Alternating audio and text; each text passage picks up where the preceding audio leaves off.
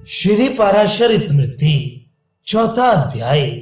अति क्रोध से मरे हुए के दाह आदि करने में प्रायश्चित।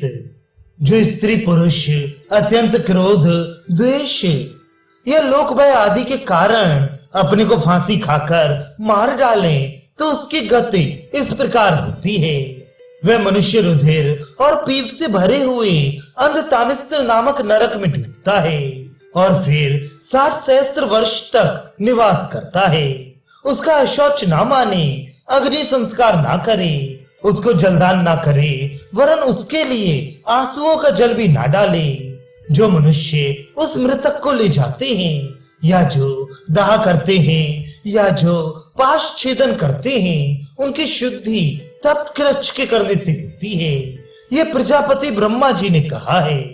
जिसको गौ ने या ब्राह्मण ने मारा है अथवा जो फांसी खाकर मरा है, जो ब्राह्मण उस मृतक का स्पर्श करते हैं या शमशान में ले जाते हैं तथा उसका दाह करते हैं या जो उसके पीछे जाते हैं या उसका पाश छेदन करते हैं, उनकी शुद्धि तत्कृच्छ व्रत कर सुपात्र ब्राह्मण को भोजन कराकर एक बैल और एक गौ दक्षिणा में देने से होती है।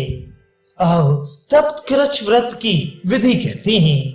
तप्त कृच्छ करने वाला पुरुष 3 दिन तक 6 पल उष्ण जल को पिए। इसके पीछे 3 दिन तक प्रतिदिन 4-4 पल उष्ण दुग्ध पान करे। उसके पीछे 3 दिन तक 1 पल उष्ण घृत पान करे और 3 दिन तक वायु भक्षण करे, अर्थात निर्जल व्रत करे। ये तप्त कृच्छ का विधान है। जो ब्राह्मण बिना इच्छा के पतित आदकों से 5 दिन, 10 दिन, 12 दिन अथवा 15 दिन या 1 महीना या 2 महीना या 4 महीने तथा 1 वर्ष संसर्ग करता है, वह ब्राह्मण उसी के समान पतित हो जाता है। यदि 5 दिन तक पतितों का संसर्ग किया हो तो उसकी शुद्धि 3 दिन तक उपवास करने से होती है, और जो 10 दिन तक संसर्ग करता है उसकी शुद्धि कृच्छ व्रत के करने से होती है, और जो 12 दिन संसर्ग करता है वह तप्त कृच्छ करने से शुद्ध होता है। 15 दिन संसर्ग करने से 10 दिन तक उपवास करे और 1 महीने तक संसर्ग होने से पराक व्रत करे। 2 महीने संसर्ग होने पर चांद्रायण व्रत करे और 4 महीने संसर्ग होने से 2 चांद्रायण व्रत करे। यदि 1 वर्ष तक संसर्ग रहा हो तो 6 महीने तक कृच्छ व्रत करे, और जितने पक्ष तक संसर्ग रहा हो उतनी ही स्वर्ण की दक्षिणा देने से शुद्धि होती है। पूर्वोक्त प्रकार से पहला पक्ष 5 दिन का है। ऐसे ही 10, 12, 15 दिन, 1 मास, 2 मास, 4 मास और 1 वर्ष के क्रम से 8 पक्ष का जानना। जो ऋतुमती होने के पीछे स्नान करके स्त्री अपने स्वामी के समीप नहीं जाती, वह मृत्यु के उपरांत नरक को जाती है और नरक भोगने के उपरांत बारंबार विधवा होती है। और जो मनुष्य अपनी ऋतु स्नाता स्त्री के समीप नहीं जाता, वह घोर गर्भ हिंसा के पाप से युक्त होता है। इसमें किंचित भी संदेह नहीं। जो स्त्री अपने दरिद्री, रोगी या धूर्त पति के होने पर उसका तिरस्कार करती है, वे मृत्यु के उपरांत बारंबार कुकरी या शुकरी की योनि को प्राप्त होती है।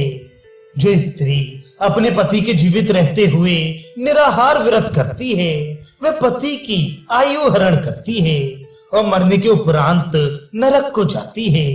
जो स्त्री बिना पति की आज्ञा के व्रत करती है, उसका फल राक्षस ले जाते हैं और वह व्रत निष्फल हो जाता है। मनु जी का ये वचन है।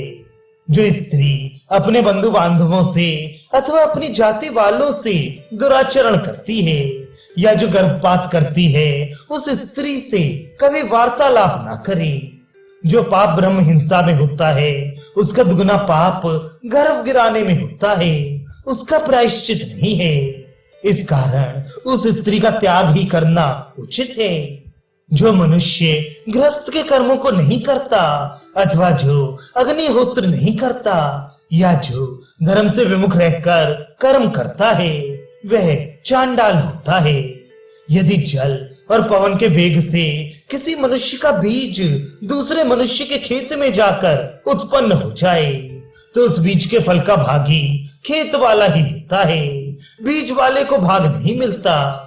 इसी भांति कुंड और गोलक दो पुत्र जो पर स्त्री से उत्पन्न होते हैं, वे स्त्री के ही पुत्र हैं, वीर्य देने वाले के नहीं। पति के जीवित रहते हुए जार से उत्पन्न हुए पुत्र को कुंड कहते हैं, और पति की मृत्यु होने के पीछे उत्पन्न हुए पुत्र को गोलक कहते हैं। और क्षेत्रज तथा दत्तक और कृत्रिम ये भी पुत्र हैं। जो पुत्र माता और पिता ने किसी को दिया हो वे दत्तक कहलाता है। परिवित्ति और परिवेत्ता तथा जो कन्या परिवेत्ता से ब्याही जाए, कन्यादान करने वाला और याचक ये पांचों नरक में जाते हैं। यदि बड़े भाई से पहले छोटे भाई का विवाह हो गया हो तो वे दोनों भाई दो कृच्छ व्रत करें, तब उनकी शुद्धि होती है। और विवाहिता कन्या एक कृच्छ व्रत करे, और कन्यादान करने वाला कृच्छ और अति कृच्छ व्रत करे।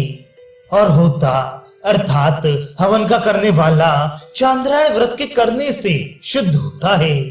जो बड़ा भाई कोबड़ा, बौना, नपुंसक अथवा तोतला, मूर्ख, जन्म से अंधा, बहरा या गूंगा हो तो वे छोटा भाई परवेदन के दोष का भागी नहीं है। यदि चचेरा या तहेरा भाई अथवा सपत्निक का पुत्र या दूसरी स्त्री से उत्पन्न हुआ पात्र बड़ा भाई हो तो संतान उत्पत्ति व अग्निहोत्र के लिए विवाह करने में कुछ दोष नहीं है। बड़े भाई के होते हुए छोटा भाई अग्निहोत्र का ग्रहण ना करे, वरन शंख के वचनानुसार उसकी आज्ञा लेकर अग्निहोत्र के ग्रहण करने का अधिकारी है।